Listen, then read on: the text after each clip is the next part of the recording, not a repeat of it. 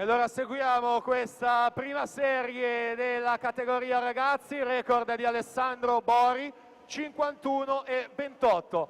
Miglior tempo di iscrizione, Riccardo Zannoni, corsia 4 per il team Veneto, specialista dello stile libero veloce, al suo fianco più giovane, classe 03, Simone Cerasuolo, Imola Nuoto, è proprio lui che si prende il passaggio, 24 e 95. Riccardo Zannoni 25,52, Sami Benomar 25,81.